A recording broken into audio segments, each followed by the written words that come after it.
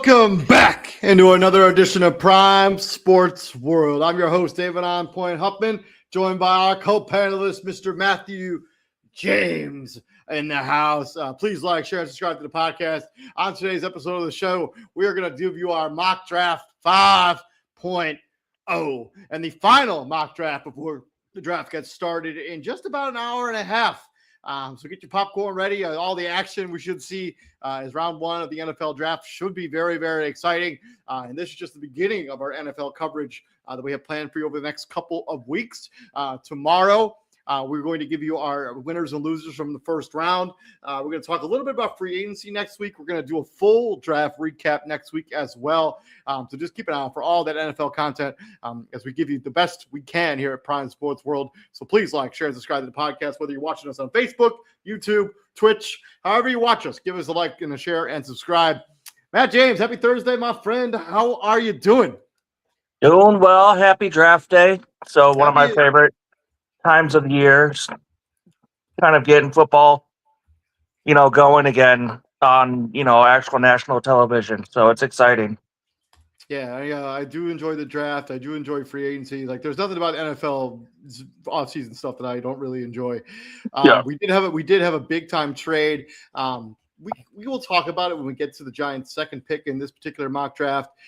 It's actually a pretty rare trade. We don't normally see defensive ends get traded for top 10 picks. It's actually extremely rare. I think the last time it happened was in like 93. Don't quote me at that. I might have hit the number wrong, but it's pretty rare stuff where you see a defensive tackle get traded for a top 10 pick. We'll talk about that when we get to it, because it does shake up many people's mock drafts. I was actually not thinking about even doing another one. But then because of that Giants trade, it kind of shifted my mock draft that I did a couple, like last week, actually. So I felt it was like, we got to talk about this a little bit. Let's get into it. Let's start with the first overall pick. If you're new here to Prime Sports World, please like, share, and subscribe to the podcast. I'm David Huffman. There's Matt James. And the worst kept secret in all of the NFL. Matt, who you got the Raiders taking for number one overall? I'd be crazy if I didn't take him. I got Fernando Mendoza. Yeah, he's the best quarterback prospect in this class. I mean, the Raiders need a quarterback. So I think he's a no-brainer home run, glove to hand player and comp.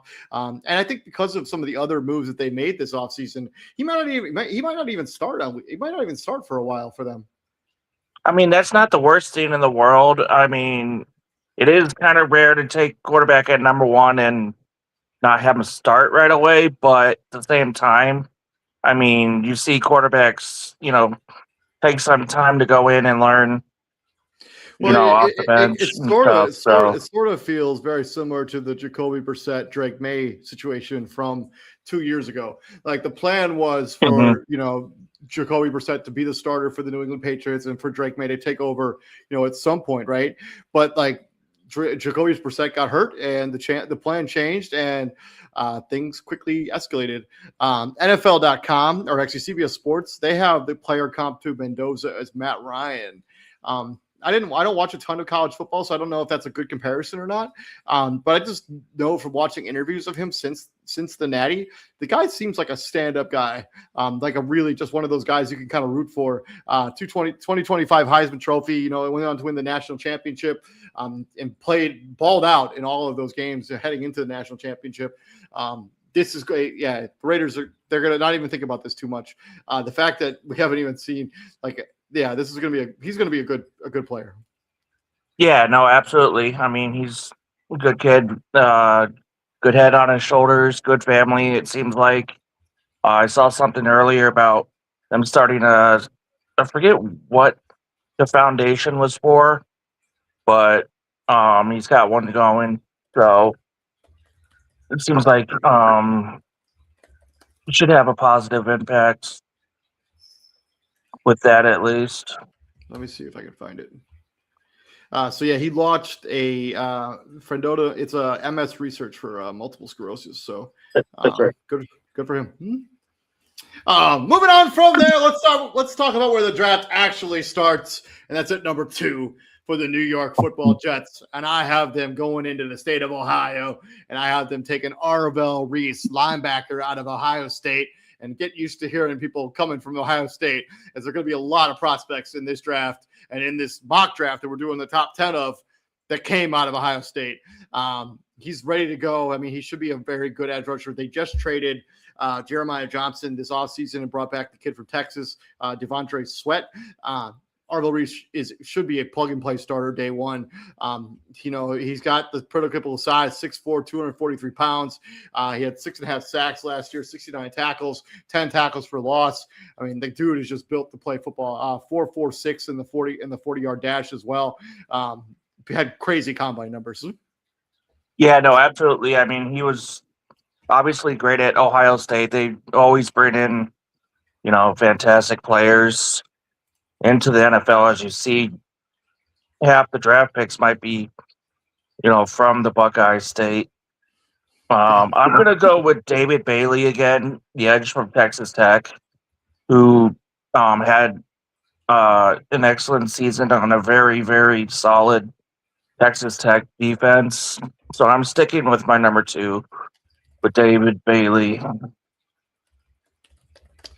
I don't necessarily hate that. I mean, he's got the prototypical size as well. Hold on, where is it? He had 14.5 sacks. Yeah, 76 tackles. CBS.com has his player comp as Vic Beasley, so hopefully his NFL career goes better than Vic Beasley's does. But yeah, 4.5 in the 40-yard dash for a guy who's 6'4", 250 pounds. 35-inch vert, 10.5 feet broad jump. Like, people that big shouldn't be able to do stuff like that, right? Like, it's just bananas. No, not at all. I mean, he's got the size and quickness. So, yeah, I have him staying at number 2. Moving on from there, we have the Arizona Cardinals on the clock. And your adopted football team, the Arizona Cardinals, there in Phoenix, or I guess Glendale, Arizona. Matt James, who do you got the Cardinals taking at this pick number 3? I do not. I mixed mine up a bit. I have them trading back with the Giants. Oh, okay. To get more draft picks, and I have the Giants taking Arvell Reese. That's super interesting. So they giving up for both first round picks in order to move up, or how are they? No, just the number 5 and future picks. Okay. So they're probably going to have to give up a second, maybe in this year's draft or next year's draft, in order to facilitate that. Okay, Arvell Reese, as we just talked about, 6'4", 243 pounds. And funny enough, Matt, I also have the Cardinals shipping this pick away, but not to the Giants. I'm going to a different team in the NFC East. I got the Dallas Cowboys moving all the way up from 13 or 12. Sorry, 12. They're going to have to trade up a haul because this is a big time move up. They're going to trade 12, 20, and a second round pick next year in order to move up. And they're also going to be going back to Columbus, Ohio. But they're not going with Arvell Reese because he's already off the board. I'm going with Sonny Styles, the linebacker at Ohio State, man. The guy who destroyed the combine, 6'5", 243 pounds. He has a Trade Edmonds comp on CBS.com, 2025 second team All-American. One of 3 players at FBS with 100 tackles, 10 tackles for loss, 5 sacks, and 5 pass deflections. 4.46 at the 40-inch vertical, 43.5-inch vert, 11-foot broad jump, 4.26 shuttle. Man, just a crazy combine numbers. Yeah, the dude should be a plug-and-play starter. I think the Cowboys in this, you're hoping that this guy can turn into your Micah Parsons replacement. He didn't have the crazy sack numbers at Ohio State, but I think he has that total prototypical size and prototypical build where he could become that guy. Yeah, I got Sonny Styles We're at number or Hold on, Cardinals. hold on. Well, we'll move on. Yeah, we're moving on to Oh, pick number 4. You got the Tennessee Titans on the clock. I got Man, them James, taking Sonny Styles and everything you said, plus the fact that he has a speed from transferring over to linebacker from being a safety. So, I mean, the Titans were pretty much a mess defensively, especially last season. And yeah, he'll play day one at the shore up the middle there. So you said Trey Edmonds, right? Yeah, that's what Was it? CBS.com has. Yeah. CBS.com has. I have the Tennessee Titans trading this pick just like the way we did this last Mm. time we talked about mock draft. I still have this pick being traded to the Washington Commanders. I still have them going with Jeremiah Love, the running back out of Notre Dame, 6 foot, 214 pounds. CBS.com has his pro comp as Jahmyr Gibbs. 2025 Doak Walker Award, nation's top running back. He led FBS with 8 plays of 20 yards or more, a 4.36 in the 40-yard dash. You don't find running back prospects as good as this and as polished as this on a regular basis. Give me Washington Commanders trading up. They're going to have to trade this year's first, which is 7th overall, and then they're going to have to trade a second-round pick next year because the Commanders do not have a second-round pick this year. Yeah, I mean, Jeremiah Love is, should be the next coming star running back in the league. I watched some of the Notre Dame games, and he's got so many tools, quick speed, can get to the end zone, good hands. Yeah, he's not my number 4, though. We'll I'm see where he going ends with up going in him. your mock draft. Moving on for pick number 5. You got the New York Football Giants on the clock, and this is about to be 3 out of 5 picks are going to be going from the Ohio State Buckeyes. This time we got the safety Caleb Downs going to the New York Giants, and the thought process here is Harbaugh gets his Kyle Hamilton 2.0 in a new place. 6 foot tall, 205 pounds. His pro comp by CBS.com is Earl Thomas.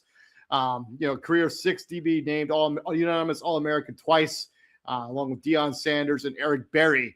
2 of those guys are in the Hall of Fame. Only DB with 250 tackles, 15 tackles for loss, and 5 picks over 3 seasons in the FBS. Should be a plug-and-play day one starter. And if he ends up turning out anything like Earl Thomas, the Giants are going to be very happy. And Christian Simpson, he did just post his final mock draft over there at the dailyblitz.blog. He's also answering fans' questions as well. So go check out over there at dailyblitz.blog and all the stuff that Christian Simpson's doing. And there's your shameless plug number 1. Christian, love you, brother. Man. All right, we just spoke about him, and he's going to the Cardinals. Jeremiah Love, running back. I mean, as I said, he has all the tools. And we'll talk more about the Cardinals and my expectations. I feel like they're going to be busy this weekend, but they're taking with their first pick at number 5, Jeremiah Love in my mock. Moving on from there, we have the Cleveland Browns on the clock. They have a ton of team needs. It's a team that's kind of in shambles. Needs to figure out a lot of stuff going on with their franchise. But what do you got them doing with the 6th overall pick in your mock draft, Matt? Had them kind of all over, but I'm sticking with Carnell Tate. Sticking hometown. One of the top receivers in the draft. I mean, there's going to be a few good receivers that should be going the top 15, top 20 here. But I'm going to go with Ohio State, Carnell Tate, Cleveland Browns, number 6. I've been basically mock drafting Carnell Tate to the Cleveland Browns like literally every time I've done one. So I decided to shake things up a little bit because I would legitimately be pretty shocked if he doesn't end up becoming a Cleveland Brown. They need a wide receiver in the worst way. Jerry Jeudy is just not it. Neither is Tevin Coleman, Cedric Coleman, Cedric Tillman, who are fine players. They're just not needle movers at the wide receiver position. Their major needs are wide receiver, offensive tackle, corner, and then edge. This is another team that could potentially try to move back if they can find a suitor that wants to. But I'm going to have them stick where they are. I'm going to have them address their offensive line because they've needed to address it in big time way. I have them going Frank. Just Big Frank. I don't know how to pronounce that last name. I'm sorry. I just don't want to try. Mayagoa. That sounds right. Maybe. Penn State. Mayagoa? Yeah. No. He plays No. He goes for the U. He's probably the best offensive tackle in this draft class. 6'6", 329 pounds. Oh, Francis.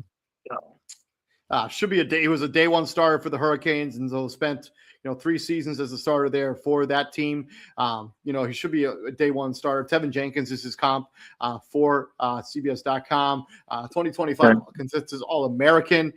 He did not allow a sack last season at all. 5-star recruit, number 6 overall player in the class of 2023 when he was coming out of high school. This dude is just a mammoth human being and should be a day one plug-in starter. Gives Sador some little bit of protection there on the right side, on the left side, because they're going to need it because his offensive line was abysmal last season, and they got to do something to try to protect Sador Sanders or Deshaun Watson, whoever ends up being the quarterback for this football team next season for the Cleveland Browns. Yep. No, I like the pick. I mean, they need protection as bad as anybody that makes it to the top 10. So yeah. Moving on from there, number 7, we got the Washington Commanders on the clock, at least in your mock draft. In mine, this is the Tennessee Titans, and I have the Tennessee Titans getting their boy some help in Cam Ward. But I have them also going back to Ohio State. And if you're keeping track at home, that's 4 out of 7 picks from the University of Ohio State. Ohio State University, the Ohio State University. That's wide receiver Carnell Tate. Obviously, the Titans have a bunch of other needs as well. Just going by NFL Mock Draft Database.com. Running back, edge, linebacker, and then wide receiver. But yeah, I have them Carnell Tate. Prototypical size to be a number 1 wide receiver, 6'2", 190 pounds. His pro comparison is Corey Davis on CBS.com.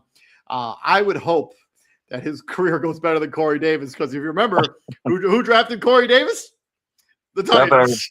The Titans drafted Corey Davis. What are you talking about? But yeah, he came out of a MAC school. I think Western Michigan? Yeah, Western Michigan. Hopefully Carnell Tate ends up becoming a better pro than Corey Davis was. But 4.53 in the 40-yard dash, led FBS with 6 touchdowns on the air, throws up 30 air yards or more. And then he had a career high in receiving yards last season at 838 and 9 receiving touchdowns. The dude is just a prototypical number 1 wide receiver and should give a valuable weapon to Cam Ward because he was doing a lot with not a whole lot there last season for the Titans. For you, though, it's the Washington Commanders on the clock at number 7. Matt, talk to me. I'm going Reuben Bain Jr., who you had in the last week's, think top 5, or did you have him right around here? At like 6 or 7. I don't remember anymore. I've changed up my mock. I've done 2 mock drafts since the last one that me and you did together, and I used the same document, and I don't realize. So did I. That's why I'm kind of bouncing around right now. But I mean, the kid is another massive on the line, edge player coming from the U, which they had a tremendous season. Powerful, good speed. So they're gonna love this pick because Washington's getting, from what I remember, pretty old on defense. So they need to get younger. I mean, they've been dusting off Von Miller. I think that was last season. They had Von Miller. I mean, they need to inject some youth into that defense for sure. I know they signed some players in the offseason, but there still doesn't really move the needle. And Reuben Bain Jr. should be a game changer for this defense for the Washington Commanders. From the Washington Commanders, we're going to swing into the Bayou and taking on the New Orleans Saints with the 8th overall pick.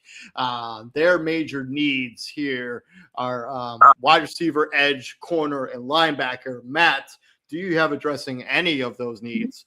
With this 8th overall pick?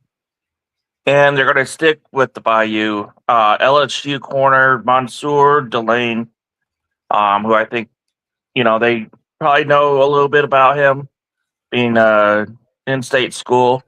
I think he's one. Actually, he might be the top corner in this Uh, draft. yeah, I mean One of them. it's either him or the kid from Tennessee are kind of 1 and 2. And Yeah. just a quick spoiler. This is actually who I have the Saints going with as well. I have them also staying down in the Bayou and taking Mansour Delaney, 6 foot, 187 pounds at the cornerback position. Senior. I know he didn't play last season or 2 seasons ago because of an injury, but the dude was just awesome last season in college for the LSU Tigers, which has become DBU. I mean, you look at the defensive backs that have come out of LSU, have gone on to be good pros. The list just goes on and on and on and on. Kamari Lassiter is the comparison that they've made on CBS.com. And if you get a corner as good as Kamari Lassiter here for the Saints, I mean, it could be a complete game changer for your defense. 2025 unanimous All-American. He allowed 14 catches in college last season. 14. That's crazy. Lowest passer rating allowed in the SEC. 11 pass deflections, tied for the second most in the SEC. Just was super good at the cornerback position, and should be another one of those that comes out of the LSU and ends up being a day one contributor to the New Orleans Saints and this defense. No, absolutely. I mean, that's what, one pass catch against him a game almost. Yeah, on average, which you don't see very often. That's like just stupid, especially numbers, in the SEC. Yeah. So moving on from there, we have the Kansas City Chiefs shockingly picking in the top 10 after kind of just a season that fell apart for Kansas City. I've had Kansas City go a bunch of different ways in every mock draft that I have done so far. But in this particular mock draft, I have them going edge. And David Bailey is still here on my board. The senior edge out of Texas Tech, 6'4", 250 pounds. As I mentioned, his pro comp is Vic Beasley, 4'5" in the 40, 35 yard. Can you imagine? 35-inch vertical and then 10 feet broad jump. 2025 unanimous All-American, second in FBS in pressures at 81, just behind Ruben Bain, who will be in this. I will mention they had 14.5 sacks last season. Just an absolute man-child at the defensive end position, and should be a guy that takes some of that pressure off of Chris Jones for the Kansas City Chiefs. Yeah, I had them going a few different directions, and mainly offensively. I mean, there's still some solid tackles and guard Ione from Penn State. I was kind of bouncing between him and Spencer Fano from Utah, offensive tackle. But I looked at my draft board, and they need a receiver. And Jordan Tyson is sitting there waiting for them at this point. So I have Jordan Tyson going to Kansas City. Pitchforks up, right? Pitchforks up. I mean, if he can stay healthy, he would easily be the top receiver in this draft. The kid makes pretty much every catch, 50-50 balls, has a size, speed, agility. Yeah, he just needs to, stay healthy and get in there and play more games. He's definitely going to be one of Mahomes' favorite guys. I also think that Kansas City, like when we were talking about this tomorrow, they could be a team that is looking to trade down and maybe pick up extra draft capital, because the way their major needs are corner. Really, they need a corner worse than any team in the NFL right now. And the way it shook out in both of our mock drafts, the corner is gone that you could take in the top 10. There's a kid from Tennessee, but he's coming off an injury where he didn't even play last season. I don't know if you want to take a gamble like that on a team that's going to want to compete for a Super Bowl next season. And if you're Kansas City, you get the opportunity to trade back because their major needs corner, edge, wide receiver, offensive tackle. I think Kansas City could be a team that we're talking about tomorrow that maybe doesn't even have a pick in the first round because they trade out of this pick. I guess they have 2, so I guess they're for sure going to make at least one selection. But I wouldn't be surprised if they're on the phone with the Cowboys trying to move back with them, or some other team that has 2 first-round picks in this upcoming draft. No, absolutely, especially if it does fall that way. Yeah. With Delaney going ahead of them. I mean, as you said, who is it? McCoy, the corner from Tennessee, Jermon Yeah. McCoy. Yeah. He's late first, mid second projection. So I mean, they do need a lot more I think that than keeping this. corner. I think the kid from Tennessee is going to be like a top. He's going to go in the top 15 picks. I think. We're in my mock draft. Actually, the one if I go through the whole thing, I have him going. Where is it? I have him going 15 to Tampa Bay. So. But yeah, moving on from there, the New York Football Giants are now on the clock, given that they made a trade yesterday, or I guess it was on Monday, where they traded the Cincinnati Bengals traded for Dexter Lawrence for this top 10 pick, just straight up. And by the way, if you're one of those historian people who enjoys just the NFL history, the last time a player was traded for a straight up top 10 pick that had no other draft capital involved in the trade was in 2005 between the Raiders and the Vikings. Do you know who was traded and where he was traded? Do you know who the player who was traded in 2005? 2005. Yeah, between the Vikings and the Raiders.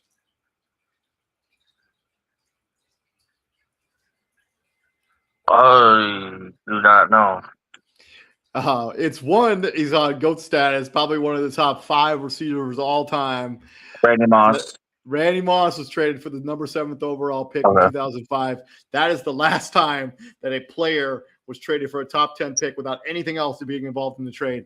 So it's the Dexter Lawrence trade between the Giants and the Bengals is pretty rare. Let's talk about it for just a second. What do you think about that deal for both sides? I mean, we've been talking about Dexter Lawrence and their issues, his issues with, the Giants and the organization and, possibly getting traded earlier. So I'm not surprised. The only thing I'm surprised about is the fact that they did get the top 10 pick. And they were patient enough to do so. So, I mean, yeah, I find it to be a great thing for the Giants. I did not anticipate them getting this kind of draft capital back for Dexter Lawrence.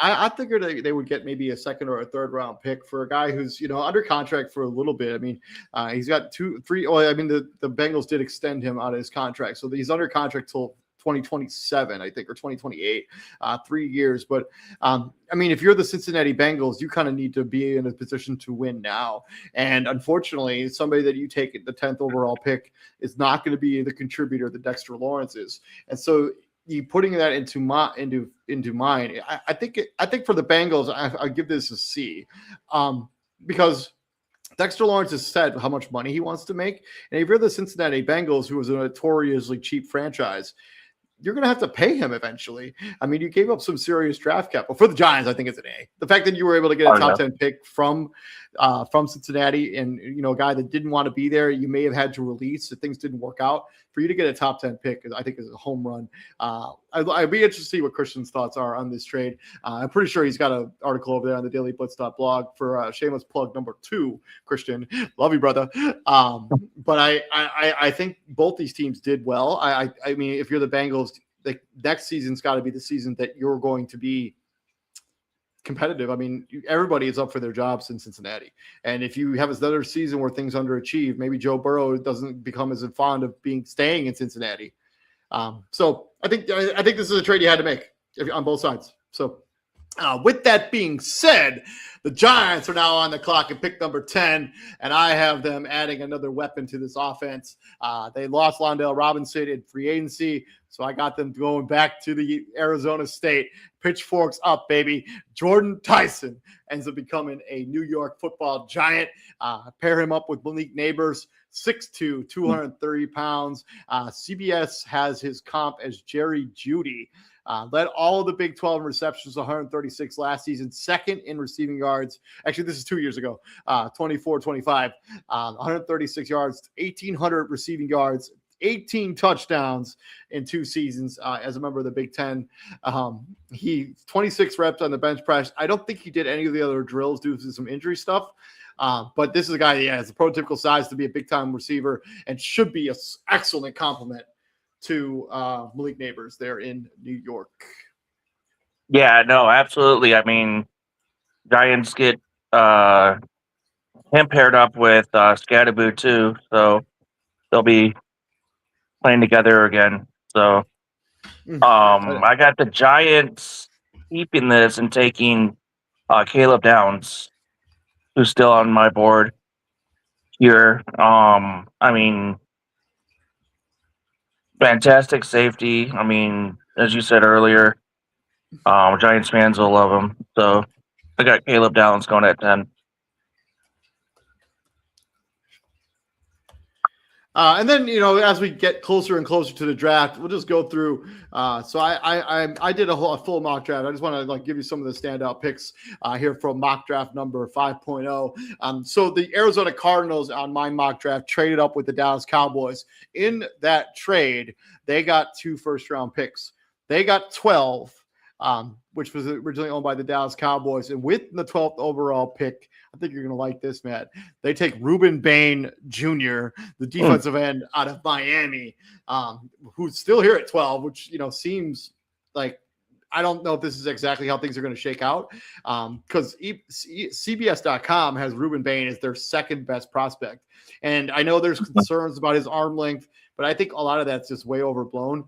6'2", 263 pounds. His pro comp is Melvin Ingram, who had a very nice career. ACC Defensive Player of the Year, Ted Hendricks Award for nation's top defensive end, 63 pressures, most in FBS, 9.5 sacks last season, 5 in the college football playoff as he kind of willed Miami to that natty appearance against Indiana. All of the arm stuff is fine, but that doesn't test motor. And I think what Ruben Bain really shines is his motor and his want to be good at it. He just wanted it. He just wants it more than most people.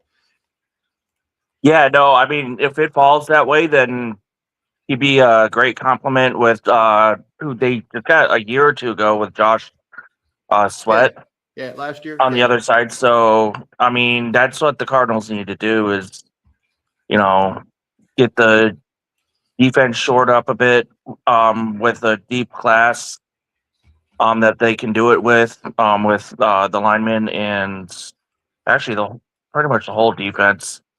You can get pretty good plug in day one players. So and then skipping a couple picks, swinging all the way down to number 16. This pick was originally owned by the New York Football Jets, but in my mock draft, it's the Bears. They have traded the 25th overall pick along with their second round pick next year, and they're finally going to address their edge because they haven't really done it in free agency. I would have loved for the Bears to have tried to have gotten Dexter Lawrence from the New York Giants. I mean, I would have given up 25, and I would have given up this same trade package for Dexter Lawrence. I think he would have been a perfect complement to what we have in Montez Sweat. But since we're going to go the youth direction, I got them taking Akeem Mesidor out of Miami, the 6'3" edge, 259 pounds, top 5 FBS in sacks, 12.5, 17.5 tackles for loss, 67 total pressures. And then in the college football playoff, 5.5 sacks in 4 games, 23 pressures against the creme de la creme, allegedly, in college football. The dude is just going to be an absolute monster at the next level. His pro comp is Olivier Vernon. Hopefully his NFL career goes better than Olivier Vernon. One of the other concerns about Akeem Mesidor, he is a little bit older. He's coming in as a prospect. I think he's already going to be 25 years old, but he should be a day one starter that you can contribute immediately to a Bears team that needs to get better pressure under the quarterback. Yeah, no, absolutely. I have them keeping that 25th and just waiting to see what kind of falls to them. I have R. Mason Thomas to be a name to look after. But if one of these two fall, Katie McDaniel or Neil Warren, I feel like one of those two will be their pick. Okay. And then sticking with that, jumping down a little bit further. Actually, well, we can go to Detroit. So at 17, I got the Detroit Lions. I have them taking Spencer Fano, the offensive tackle out of Utah. It addresses a major need for the Detroit Lions. Just talking about that because, stay in the NFC North. One of the major needs for Detroit is their offensive line kind of has fallen apart. It used to be like one of the stalwarts of the Detroit Lions over the last few seasons. But as we've seen, those guys have gotten older. Some of them have started to retire. So Spencer Fano should be a day one plug-and-play starter at the offensive tackle position, either at right or left tackle. I guess left tackle because they have Penei Sewell at right tackle, who's arguably the best tackle in the NFL. Yeah. I got one of the things I've been looking at was where this could happen. I have the Cardinals and the Rams. I think Ty Simpson will end up with, but the Rams don't. One of them I feel like is either the Rams will have to trade back because I don't think he's. I don't think you're taking Ty. I don't think you're taking Ty Simpson at the 13. first, no. Yeah, so you'd have to get a team that wants to trade up, like the Bears, if they can get up to 13, and like, I mean, I think the Bears should be a prime trade up candidate. Like, I think they should be like, I don't care about next year's draft capital. Like the Bears should be trying to win this year, and if you can get another edge rusher to add to this pass rush, I don't care about any of the draft capital next year. I'll give it all, trade it all away. We should be trying to. We have two second rounders this year too that we could trade up. Yeah, so the Bears should be a prime trade up candidate. Like, we have to address edge rusher. I don't think you can just hope and pray that somebody falls into your lap. I've seen a couple of mock drafts where we get TJ Parker, the edge out of Clemson, which is fine. I mean, but I want a legitimate needle mover, and I think we have to trade. The Bears should be a prime trade up candidate. Whoever, like the Rams, if they want to trade back at 13, if the Chiefs want to trade back at 9. To take some of our draft capital. The Titans, if they want to trade up back again after they've already traded with the Commanders, the Bears should be trying to move into the top 10 or as close to the top 10 as they can. And then the Vikings on number 18, I have Dylan Thiemann, the safety out of Oregon. He basically becomes the Harrison Smith replacement there in Minnesota. Yeah, I like that pick. They do need to address that position with Harrison Smith retiring. Yeah, and he was a draft combine darling. He would just put up crazy numbers at the combine, and will be drafted way sooner than people think. And then at 19 or at 20, this is where the Arizona Cardinals are back on the clock with those two picks that they traded from the Dallas Cowboys. And I have them taking Ty Simpson, the quarterback out of Alabama. I think you get an opportunity to kind of sit there behind Jacoby Brissett, learn from a pro's pro. Then there's no real pressure to play him right away. And I think that's why if you're the Cardinals, trading back with Dallas and getting two first round picks and a second either this year or next year, and you leave that draft with, instead of just getting one player, you end up with Ruben Bain, who, if it wasn't the ridiculous arm length conversation, is a top 5 pick, and you get him at 12, and then you get Ty Simpson, who has some upside at the quarterback position, who could be a franchise guy. Yeah, no, absolutely. I mean, I could see them trading up using one of their second rounds I gave them, and a third round with somebody, depending how aggressive they want to get. You might have to use both seconds. But as I said, I do see them definitely pursuing and going to try to be aggressive to get Ty Simpson. So, I mean, they need to get somebody to sit behind Brissett. I mean, if they have somebody else on their minds, great. But yeah. It as much until later rounds. So, if I were them, go get Brissett. Then you got him learning on the bench, and you got your running back of the future with Jeremiah Love. So as we get closer and closer to the start of the draft here, we got like 45 minutes, I think, or so. Just looking at the draft order, if you had like which teams do you think are going to be poised to try to move up in this draft? I mean, as you mentioned, Dallas is definitely one of them. Let me pull that back up real quick. Yeah, I think Dallas is really. I think they're going to be really poised to try to move up. I think another one is the Washington Commanders. I think the Washington Commanders are going to want to try to move up in this particular draft. But I mean, yeah, Dallas is definitely one I see that could move up into that 6 to 8 slot right there. Yeah, another team that I think also could be poised to try to move up in this particular draft. I think the Buffalo Bills as well. They could be looking because I think they have similar needs to many of the teams in the NFL, but the Chicago Bears, for one, I mean, they need an edge rusher in the worst way. And it could be one of those things like, hey, let's try to address this now in the draft. Yeah, I mean, look at San Francisco at 27 too, with all the injuries they've had, and I mean, players don't get younger, so I mean, they could, move up if they see somebody that they like. I would actually make the argument that I think the 49ers are actually more likely to trade back than trade up. Because I think the San Francisco 49ers, as much as good as their roster was last season, how successful they ended up being, they have a lot of holes on their roster. They lost a lot of players in free agency, and now they're gonna have to try to replace those guys. And it's not a roster, and it's a roster that continues to get older.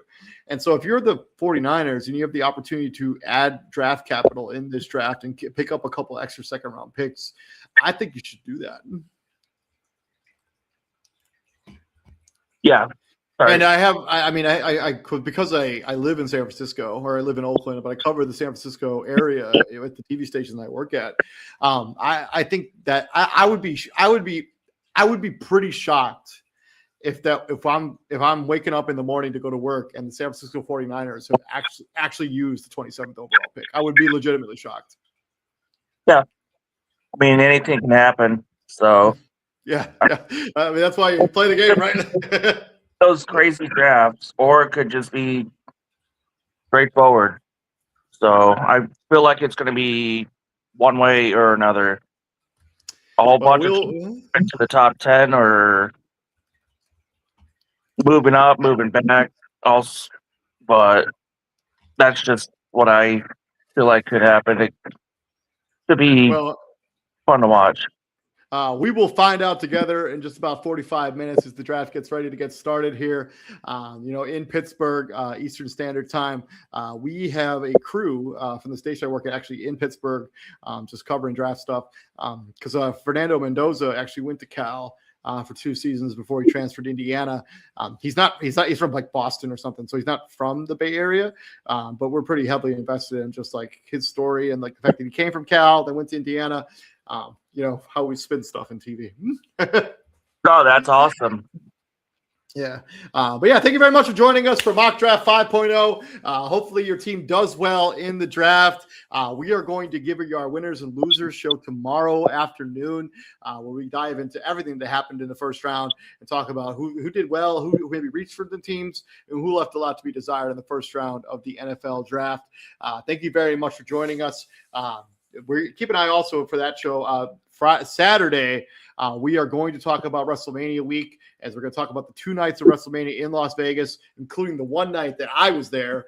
And then we're going to talk about Monday Night Raw, SmackDown. That's all happening on Saturday in the afternoon. Just keep sharing, subscribing to Prime Sports World. We're going to continue to give you guys consistent content. I'm David Huffman, and right there, co-host Mr. Matthew James. And Matt, what we do here at the Prime, my friend? Bring the heat. Yes, sir. And do yourself a favor. When you get after the show's over, because I talked about this a little bit on the UFL show this morning, go watch Akeem Butler's 2 catches from the game that he played this weekend. Like, just nuts. Like, just watch them both. And then somebody messaged me on Facebook. Just watch Akeem Butler. He had 2 catches in the game against Battlehawks versus Defenders, but both of them were just bananas. It's like Akeem Butler is another man. So yeah, I'll have to watch that before throwing on the draft here. Yeah. All right. Well, I'll see you later, brother. All right. Have a good night. Go Bears. Peace out. Yeah, go Bears. Of course. Bear down.